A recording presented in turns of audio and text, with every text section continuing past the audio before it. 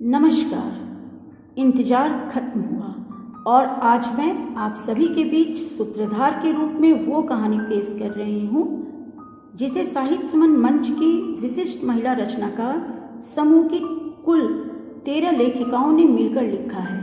मान के चलिए कि ये कहानी 13 भागों में पूरी हुई है। कहानी की शुरुआत मैंने की थी और कहानी का अंतिम भाग एडिटिंग के साथ रश्मि सिंह जी ने पूरा किया है।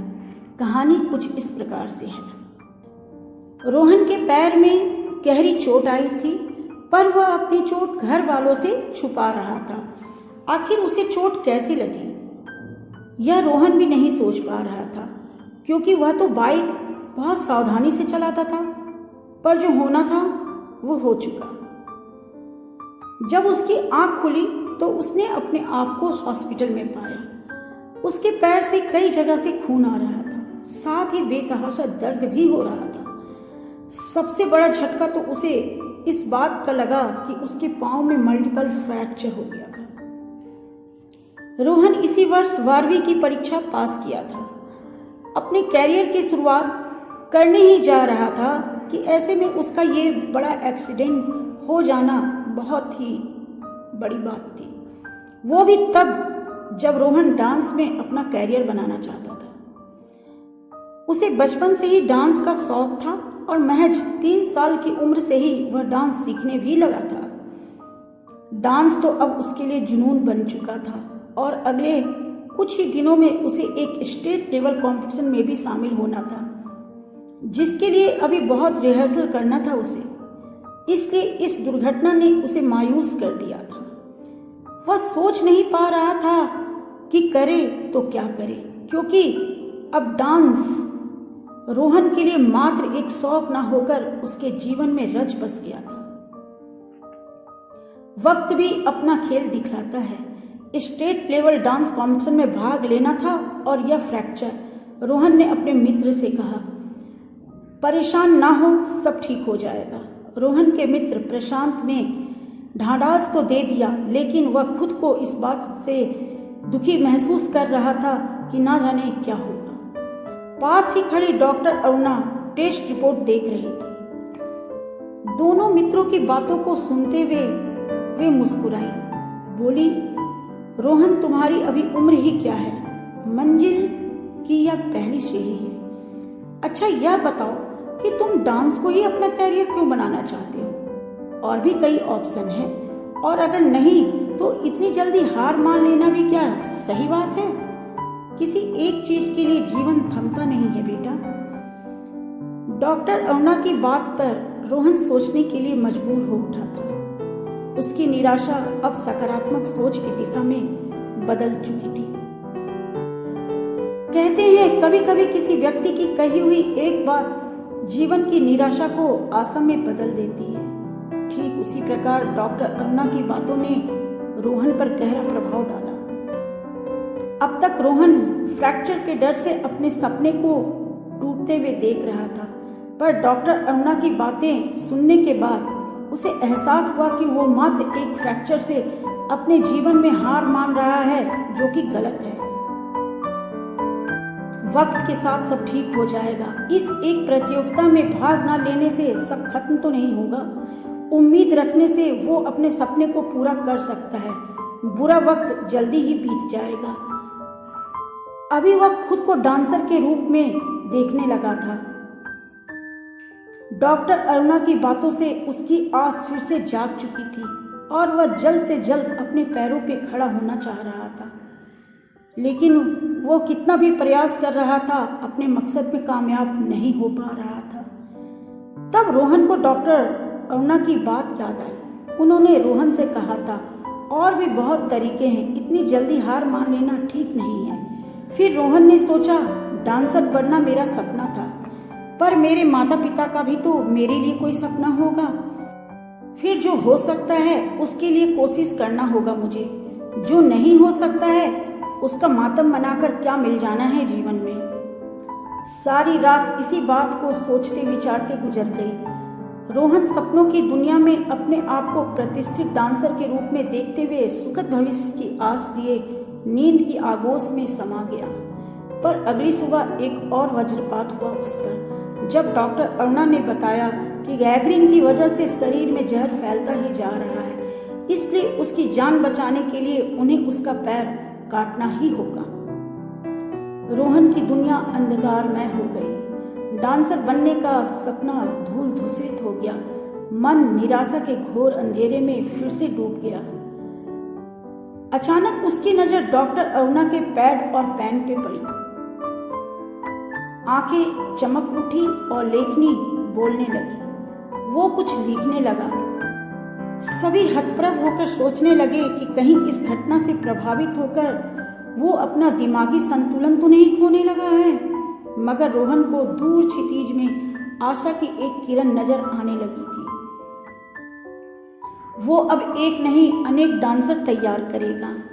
और तभी उसने ठान लिया कि वह स्वयं डांसर नहीं बन सकता है तो क्या हुआ, वह एक डांस एकेडमी स्थापित करेगा और अनेक डांसर तैयार करेगा और उनके सपनों में ही अपने सपनों को जी लेगा। पर इस राह में असंख्य चुनौतियां भी तो थी उसके समक्ष। सहसा वह माँ की आवाज़ सुनकर वर्तमान में लौट आया।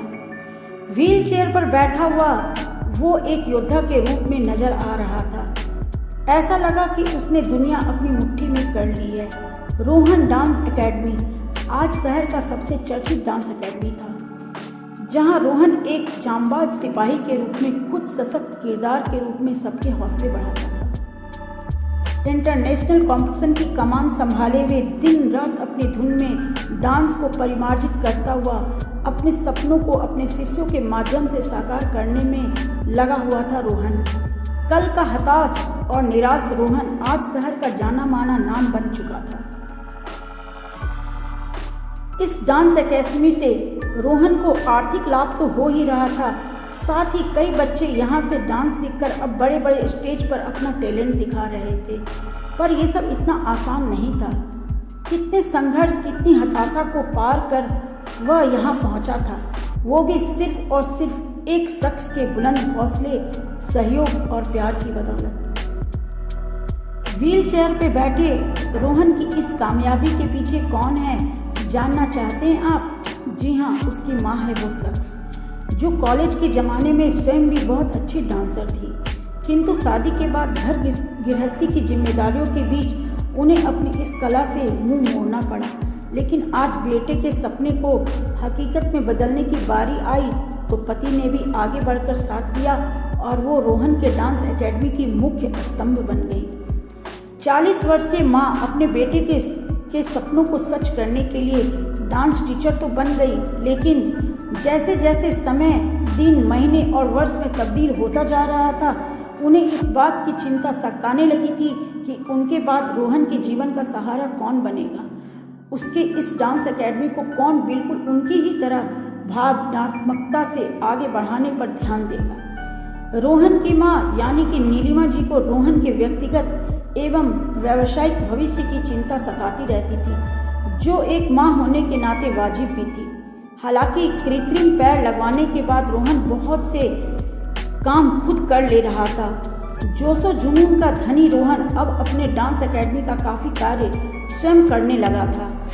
एक शाम नीलिमा जी इन्हीं विचारों में डूबी कमरे में आराम कर रही थी, तभी रोहन के पापा की आवाज़ कानों में पड़ी। कहाँ हो नीलिमा? आवाज़ सुनकर नीलिमा जी बाहर आईं। देखा कि उनके पति को लगभग सहारा देती हुई एक लड़की उनके घर में प्रवेश कर रही थी।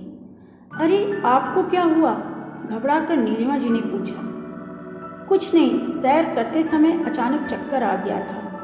इस बिटिया ने मुझे संभाला और बहुत मना करने पर भी घर छोड़ने चली आई।